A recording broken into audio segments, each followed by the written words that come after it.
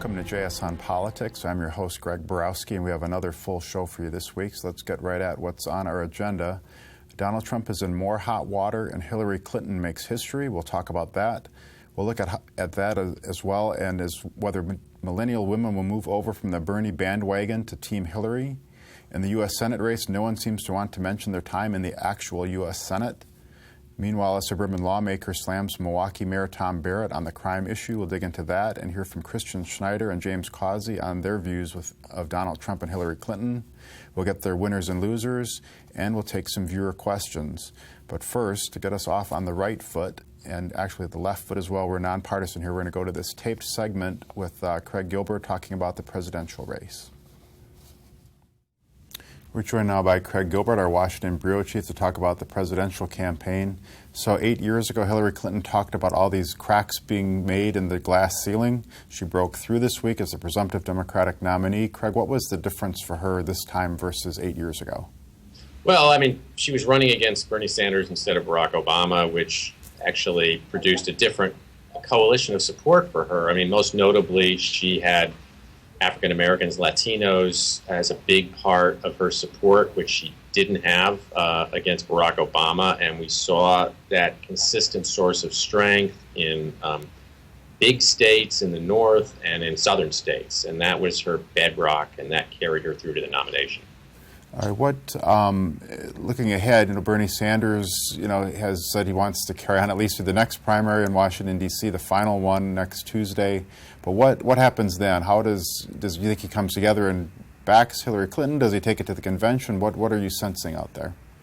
Well, I think he has to sort of figure out the timing and tone of that. I think he'll be under increasing pressure within the party to make that transition and kind of fence mending and getting behind the nominee, Hillary Clinton. There's still time to do that. I think the longer it takes to do that, I think the more painful it is within the party. And I think he's obviously has some goals beyond this election. And he's not an institutional guy when it comes to the party. We're seeing that. But I think you're going to see a change in his campaign over time between now and the convention. Do you think some of that pressure comes even from President Obama himself? I mean, the last thing he would want is a divided, effort with Donald Trump on the other side. Exactly, and the two are going to be sitting down this week in Washington and talking. The question is sort of how much that will influence Bernie Sanders. All right. Speaking of Donald Trump here, he's been in the news this week, or in the hot water in the news, for comments that Republicans, including Paul Ryan, have labeled racist, comments that Donald Trump made about a judge in the Trump University case. Do you get the sense that Paul Ryan and some of the others are having buyer's remorse here in terms of having made an endorsement and then going, these comments don't really fit what we would like to see? Yeah, I mean, if there is buyer's remorse, it shouldn't be too much of a surprise for these people, because they had a whole campaign to watch their nominee in action, and that was why it took Paul Ryan so long to make this endorsement. So he was already experiencing, I mean, he could see that this was going to be a really rocky road going ahead. He was under tremendous political pressure to do it as the chairman of the convention and as the Speaker of the House. So I think he just concluded it was untenable not to endorse him. But we're seeing why. We're seeing the cost of endorsing him. It's awkward. It's painful. It's frustrating, because he has said all along his big goal is to put forward a conservative House agenda that will be the sort of foundation for the party and for his colleagues to run on in this fall. But it's that rollout began this week, and it's just been entirely overshadowed by Trump. And every time Republicans like Paul Ryan want to talk about the House agenda and their House agenda or their congressional agenda, they end up having to talk about something that Donald Trump said.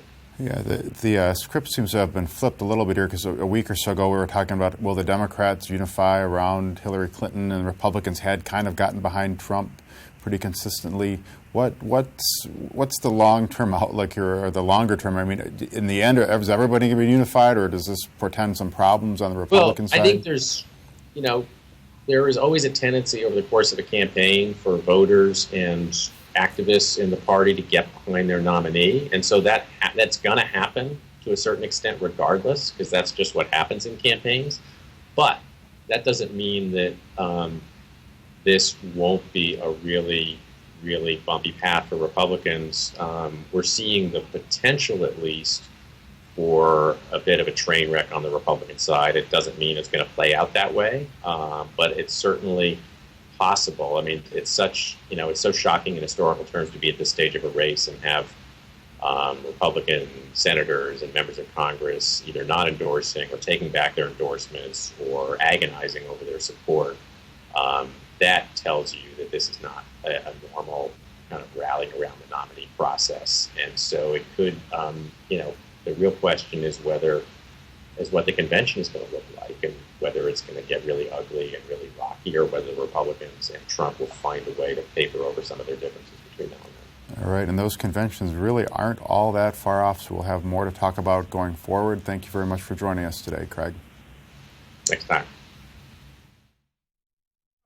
All right, we're back live now, and I want to introduce our next guests here on the show. We have Sarah Hauer, one of our reporters here on the set, Katie Edmondson, one of our reporters from Madison. They both did a story this week that collaborated on Hillary Clinton and sort of the divide that we've seen among millennial age women and older women in sort of terms of getting behind Hillary's candidacy. So I want to ask you, Sarah, first, as you talk to folks, experts and average voters, is that gap and that divide a real thing, or people, where is that enthusiasm gap coming from? Yeah, there's definitely a generational divide between women. Younger women have been much more drawn to Bernie, and just younger people in general. He's much more progressive than Hillary is, which typically younger people are more progressive, so that brings a lot of people into his camp. Yeah, so if you look at the polls, the older women are, the more likely they're to support Hillary Clinton than the younger ones are more likely to support Bernie Sanders. Exactly. As people age, typically they move along on the political spectrum and they are more prone to liking Hillary. Right. Let me ask you, Katie, because you talked to some of the folks in the Madison area doing some interviews. What were you hearing from them, and what was your sense of these young voters, and why they're drawn to Bernie Sanders? Yeah, what I was struck by was the deep distrust that a lot of the women I spoke to articulated about Hillary. They all saw her victory as being a historic occasion, but I think that was really overshadowed by the fact that they feel that she is an establishment politician, that Bernie is much more revolutionary, that's much more exciting to them. I think a lot of women I spoke to actually said that they associated Hillary with banks, big banks, rather than as a strong female candidate, which was really fascinating.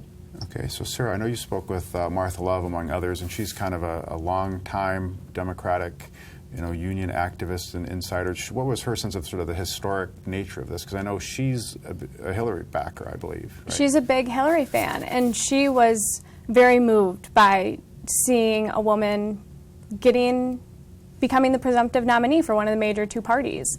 She thinks it's a great moment for women in general. Yeah. What was her take on why younger women aren't necessarily as enthusiastic as her generation might be about Hillary Clinton? She thought it had a lot to do with life experiences and how, as you age, you've probably dealt with a lot different things. Also, younger women haven't had the same battles in terms of gender-based discrimination that older women have.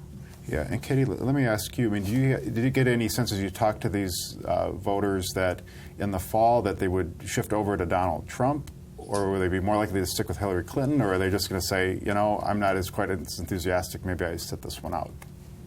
As reluctant as many of the women I spoke to were to support Hillary, they really see Donald Trump as being a huge threat and said that ultimately, if it came down to it, they would support Hillary just in order to make sure that Trump did not get to the White House. So I don't think there's any threat there. Yeah, and sir, let me ask you finally on this. On the polling, Donald Trump does much better with men than women, right? So what did the polls show there in terms of if it's more of a Hillary Clinton versus Donald Trump matchup?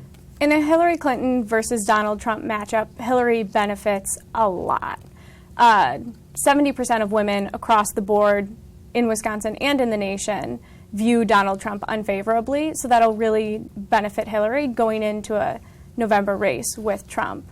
All right, well, thanks to both of our reporters on that. We're going to go to a tape segment now looking at the U.S. Senate race, where nobody seems to want to mention that they've served in the U.S. Senate. All right, we're joined now by Dan Bice, our Watchdog columnist, and Bill Glauber, one of our political reporters, here to talk about first the U.S. Senate race. There's a new ad out in it from Senator Ron Johnson. So we had Herb Kohl, who was nobody's senator but yours, and in this case, Ron Johnson doesn't even register as a senator, right? Tell us about this ad. Well, you know, it's tremendous. Both campaigns have put out their first ads, and neither guy mentions that they were a senator in the case of Russ Feingold, or now are a senator in the case of Ron Johnson. He goes back to his manufacturing roots, puts out an ad that he could have made in 2010 from the shop floor of Packer up in Oshkosh, talks about manufacturing and talks about being a businessman as opposed to, you know, the hot air from politicians. You might remember that last year, Senator Feingold told people privately that he didn't want them referring to him as Senator Feingold. He wanted people to refer to him as Russ. And the head of the Democratic Party let that out of the bag. So you're right. The fact is that my impression is, and I don't know either candidate super well, but my impression is both Feingold and Johnson enjoy being a senator. I think Johnson probably likes being chairman of a powerful committee where he's able to take many actions and so forth. So a little bit of disconnect between the person we see on, say, the Toma issue and the candidate we see on TV. You know, what's interesting, I agree with you. I'm sure he does like being a senator, but I also have seen him in the business situation, in the business environment, talking to job seekers, and I think he actually likes that too. So, you know, I don't doubt that he does like business. Yeah. What's some of the strategy here, though? And it's kind of the year of the insurgent, right? I mean, right. Trump and Bernie Sanders and others. So nobody wants to be the insider, everybody wants to be the outsider. Yeah, I mean, clearly that's what's going on in both cases. But, you know, in Wisconsin, it didn't turn out that way. I mean, we ended up voting for Ted Cruz instead of Donald Trump. But I think there's a great deal of concern that things will turn, and with Trump on the ticket, that they're going to want to appeal to as many people who are against the establishment as possible. All right, let's shift gears a little bit to some back and forth that went on this week from State Rep Janelle Brandtjen, who's from Menominee Falls, targeting Mayor Tom Barrett and crime in the city of Milwaukee, that, you know, saying if the city doesn't get its crime under control, she wants to cut funding to the city, you know, importing crime to the suburbs.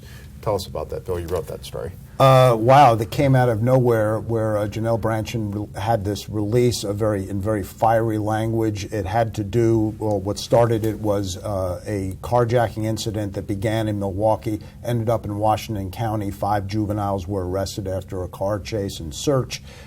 She said that some of her constituents were locked in their homes.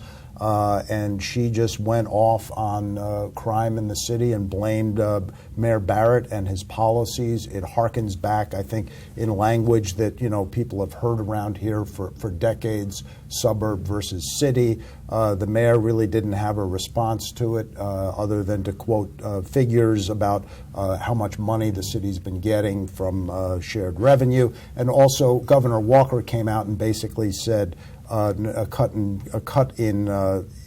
the finances of the city would not be good. Well, I mean, the mayor was saying too, I think, that the spending on police has gone up rapidly. At the same time, shared revenue from the state's gone down. So he's saying that the city is putting more money. So it didn't really come out of nowhere. I mean, there was an incident where Milwaukee crime spilled out into the suburbs, and as soon as it hits the suburbs, then they want to respond and react. The fact is, there is a serious problem going on here. Carjackings in Milwaukee are on the up and up, and the number of kids involved is also increasing. Mayor Barrett did release some numbers on kids who had been arrested 3 and 4 times, and there's not an easy solution to that.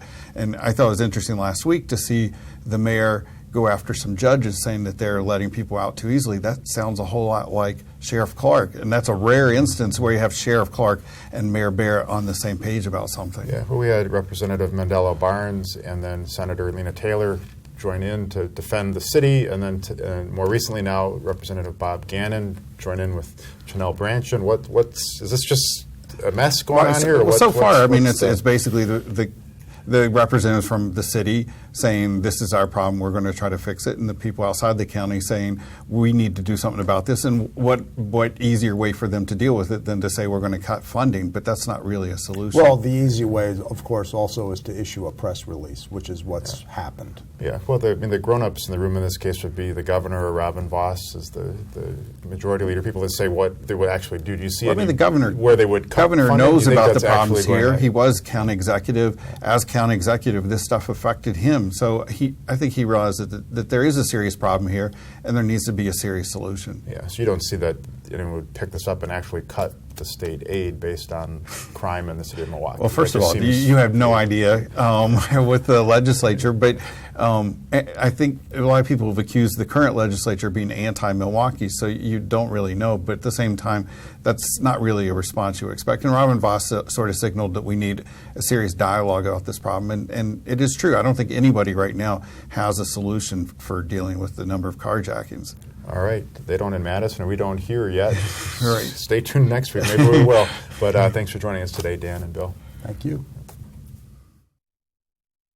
We're back live now with two of our editorial page columnists, Christian Schneider on my right, James Causey appropriately on my left. Let's go right into that issue, James, because you've written about that today. What's your take on this criticism of Tom Barrett, crime here in the city of Milwaukee spilling into the suburbs? Well, what I said in my column today is that it wasn't a problem until it started spilling into the suburbs, and now they have a problem with it. The solution of defunding or taking away funds from Milwaukee is not the answer. Actually, more funding would be the answer. Blaming the mayor, too, for this problem is I mean, I don't know what good that does. This is bigger than the mayor. This is a problem at homes. A lot of families have lost control of their households. And I also think this is a problem with jobs and people not being able to support themselves. Don't get me wrong. People who steal cars, kids who steal cars and put other people's lives in danger should be punished. But you don't solve this problem by cutting funds.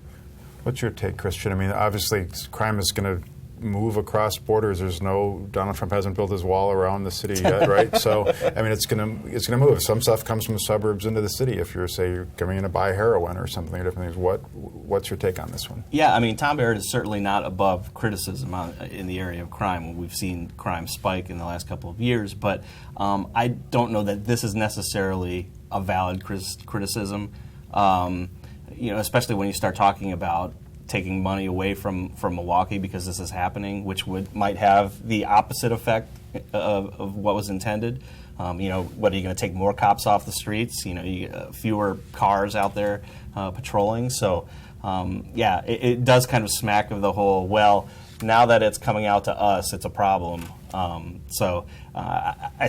do think there are a lot of problems with regards to what's going on in the city, but I don't think Tom Barrett bears the brunt of that. But I mean, what's happening though in the background? This would be potentially a winning issue for some. I mean, it's an election year. Her constituents, right? I mean, what do you think in the suburbs? Is that a statement that sort of matches the views of some of the residents, or is this just her that's making claims? I think this is something that's been going on for quite some time. People view Milwaukee as the eyesore of the state. But a lot of things that happen here, we generate a lot of money for the state as well. So, this is one of those kind of things where when you hear it, you're almost in disbelief. But then when you hear other people who support her, like our sheriff, it's a little disheartening because why would you want to punish, or why would you want more funding taken away from the city and the county that you help police? It makes absolutely no sense. But this is also kind of why this is so frustrating. When you have crime here in Milwaukee, you have finger pointing from one side, finger pointing from the other side, nothing ever gets done, and it's just going to get worse. And so, this is a big reason why people kind of distrust our elected officials here. Right. All right, let's get your take, you guys, on the presidential race. Christian, I want to ask you first on there's always been this chatter of can we stop Trump, can we stop Trump? Then people fell behind Trump, and now there's the chatter is rising again after some of these comments about the judge. Can Trump still be stopped? I know you're not on the Trump train. I am not on the Trump train. I feel like I've been thrown underneath the Trump train. He's not going to be stopped at convention, I don't think. I mean, it would take a miracle for that to happen. I think we're kind of stuck with him. And so I think now you have people wrestling with, do we get on board the Trump train, or do we try to dodge it altogether? I mean, you saw Senator Mark Kirk from Illinois, who's in a tough re-election, say, look, I can't, he's backing off his endorsement, saying, I can't do it. Whereas you have, Paul Ryan, we're going to hear about more later, endorsing him, saying he's going to vote for him, thinking, I guess, that he has to, kind of clear the way for his House of Representatives members for their election. I'm thinking a lot of those House of Representatives members are going to have to run away from Trump rather than run with him. So, I don't think there's really any chance of stopping him at the convention. I think it's just kind of a problem that has to be managed at this point rather than cutting him out of the party altogether. Well, if you're Paul Ryan, though, you have to figure, so he's endorses him, kind of begrudgingly gets on the train, it seems, and then immediately is finding himself saying, disavowing comments as racist and inappropriate, and who saw this coming? Yeah, I mean, I dug out 29 columns in the last year that I've written, kind of ripping Donald Trump. I mean, it's not like this is new. He said Trump's comments on the judge came out of left field. It's like, well, no, they've been there all along. I think we're kind of stuck with him, and it's going to take years, I think, to fumigate the party from what happened to it in 2016. So, James, you've been on the Bernie bandwagon. We got the Trump train, the Bernie bandwagon. Yes. We need an alliteration for Hillary. I don't know what that'll be, the Hillary something or other. But what are you going to be on Team Hillary now, or what's your sense of now that Bernie's effectively out of it? What does he do and should do? Well, I'm more willing to jump on the Hillary train than my man is to jump on the Trump train. So I will say that. I'm still, it still hurts. I really believed in Bernie, and I supported him a lot. I wrote several columns saying why he should be the person or be the next president of the United States. But Hillary she won. And so I think we need to get behind her and solidify this party before Donald Trump gets in office. Well, do you think that Senator Sanders and his supporters are willing to sort of get behind her to endorse her before, or are they going to take this, or at least take it to the D.C. primary next Tuesday? But when does it? How does it end in a unifying manner? Well, that's the $1 million question. I mean, he met with the president today, and he had some discussions, and nothing seemed to come from that. But I think it's going to take place over a period of time, and I think it'll all work out. Okay. Well, let's go right now to our winners and losers of the week. And James, we'll start with you. So why don't you give us your winner of the week? Oh, my winner this week is violence-free zones and running rebels. This past week, they had honored 18 students who turned their lives around. They started out really rough in 8th grade, 9th grade, and by the time they were seniors, now they're going to different colleges all across the state and throughout the country. So they did a fantastic job, so I want to honor them. All right. And Christian, who's your winner of the week? It's going to be opposite week this week because my winner is Hillary Clinton. I think anytime you win a party's nomination, especially being the first woman, although women have had the ability to vote for 100 years, and she's been running for about 25 of those years for president. So I think she's the big winner. I think the party's going to coalesce around her, even though you're hearing all this, Bernie supporters being upset at her. I think they're going to coalesce around her, and she'll get 95% of their votes. Donald Trump is a unifying force, especially for Democrats. I mean, once it's the two of them together, I think all the Democrats are going to be behind her, and so I think it's a big week for her. There's this moment a week or so ago when the polls looked to be pretty tight nationally with her and Trump, and they've expanded out again. Well, I mean, if you look at the ABC did an analysis last night, and there are 6 states that are kind of your swing states: your Ohio's, your Pennsylvania's, your Florida's. I'm sorry, not Pennsylvania, but Florida. And Hillary only really has to win one of those 6 states. Trump is way behind. I mean, any generic Republican would be way behind, but Trump is even further behind. And you heard, earlier in the show, if he's at 70% disapproval among women, I mean, that's just a pipe dream. And so, so Republicans are going to be in trouble for sure. All right, let's get your loser of the week. My loser, look, nobody's said more positive things about Paul Ryan over the years than I have, which is why it was so disappointing that he came out late last week and endorsed Donald Trump. He stands for everything against what Paul Ryan has built his entire career on. And then, the very next day he has to turn around and denounce something, racist that Trump said about a federal judge. And then he says, well, it came out of left field, but it didn't come out of left field. I mean, we've seen this coming all along. You can't say Donald Trump isn't a racist, but he just says racist things. I mean, that's like saying, somebody who robs banks isn't a bank robber. I mean, it's going to cost the party in the long term, and it's disappointing. All right, and James, let's get your loser of the week. Let me just say this about your loser. I think he's going to be apologizing even more in the future. Oh, yeah. Every week. Yeah. My loser of the week is Sheriff Clark again, Sheriff David Clark. And I hate to keep coming back at this, but for him to say, yes, take money away from Milwaukee, a place that he's sworn to protect and serve is terrible. All right, so if we have you back next week, we'll just keep that one queued up just keep his picture out. Okay. All right, let's go to our viewer questions. And first I'm going to throw this one to Christian. This is from LJ, who asks, is Scott Walker, the career politician, manufacturing hogwash? And for those who haven't seen the ad, this relates to the Ron Johnson ad in which he talks about he manufactures plastic. These politicians manufacture hogwash. How do you take something like that? This is probably one of my least favorite political attacks, when you attack somebody for being a career politician, because both sides have career politicians on their side. Right. Russ Feingold, career politician.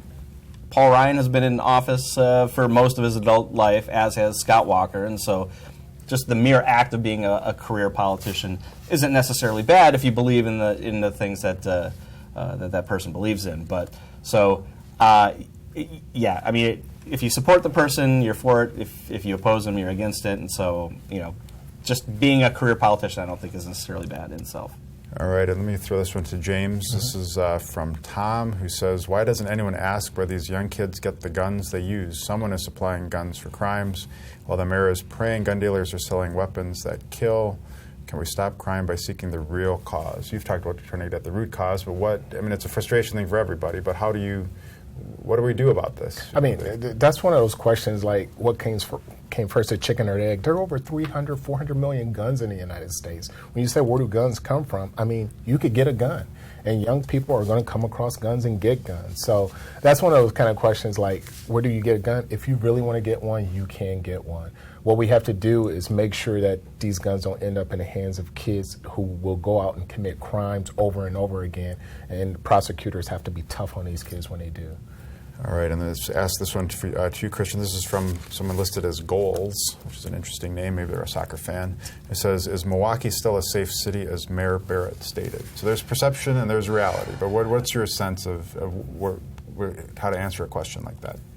Well, I mean, if you look at the national and local statistics over the last couple of decades, violent crime has been cut in half, but now we're trending in the other direction. So compared to, kind of when we were in high school and growing up in the early 90s, yeah, it's a pretty safe city. But the trend line isn't very good. And, people should start to be held accountable. And we say that every time, there's a rash of violent crime in the city and nothing ever really happens. But, for some people it is a safe place to live.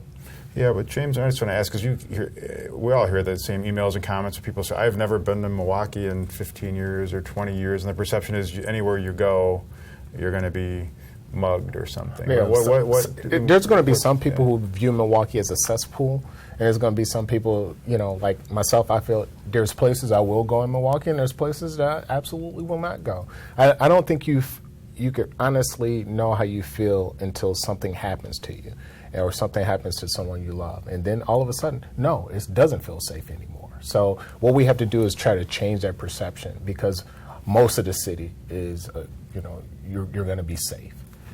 All right, that's a good spot to leave it for today. We'll be back next week at the same time and same URL, so please join us next week. Thank you.